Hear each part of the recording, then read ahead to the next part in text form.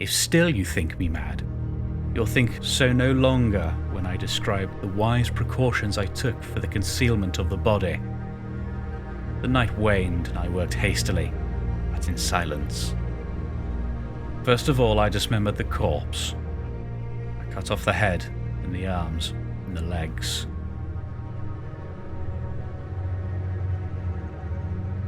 I then took up 3 planks from the flooring of the chamber and deposited it all between the scantlings. I then replaced the boards so cleverly, so cunningly, that no human eye, not even his, could have detected anything wrong. There was nothing to wash out, no stain of any kind, no blood spot whatever. I'd been too wary for that. A tub had caught all. When I had made an end of those labours, it was 4 o'clock, still dark as midnight. As the bells sounded the hour, there came a knocking at the street door. I went down to open it with a light heart. What had I now to fear? There entered 3 gentlemen who introduced themselves, in perfect suavity, as officers of the police. A shriek had been heard by a neighbour during the night. Suspicion of foul play had been aroused.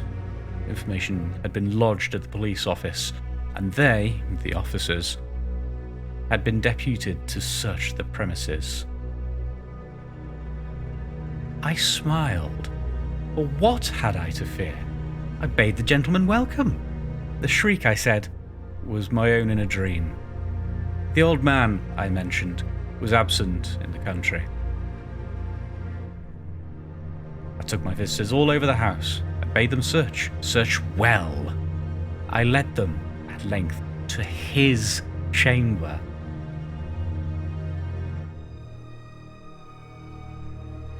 I showed them his treasures, secure, undisturbed.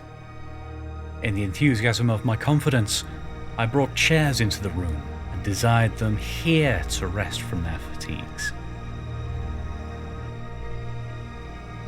While I myself, in the wild audacity of my perfect triumph, placed my own seat upon the very spot beneath which reposed the corpse of the victim. The officers were satisfied. My manner had convinced them. I was singularly at ease. They sat, and while I answered cheerily, they chatted of familiar things, but ere long, I felt myself getting pale and wished them gone. My head ached, and I fancied a ringing in my ears, but still they sat and chatted. The ringing became more distinct. It continued and became more distinct. I talked more freely to get rid of the feeling, but it continued and gained definitiveness, until at length I found that the noise was not within my ears.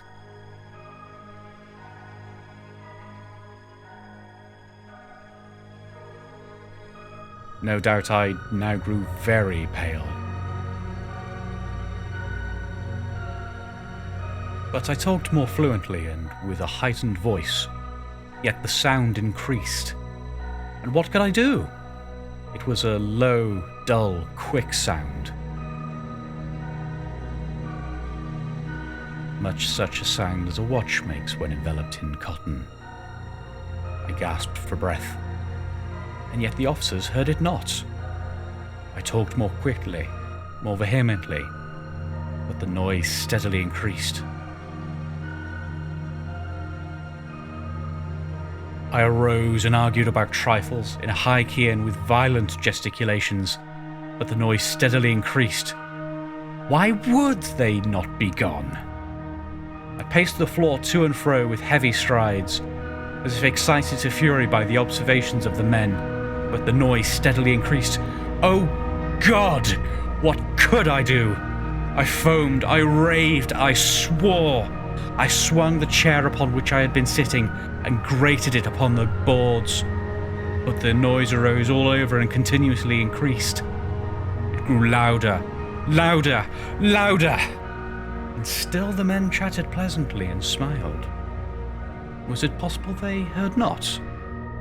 Almighty God, no, they heard. They suspected, they knew. They were making a mockery of my horror. This I thought, this I think. But anything was better than this agony. Anything was more tolerable than this derision. I could bear those hypocritical smiles no longer. I felt that I must scream or die. And now, again, hark! Louder, louder, louder, louder! Villains, I shrieked! Dissemble no more. I admit the deed. Tear up the planks. Here. It is the beating of his hideous heart.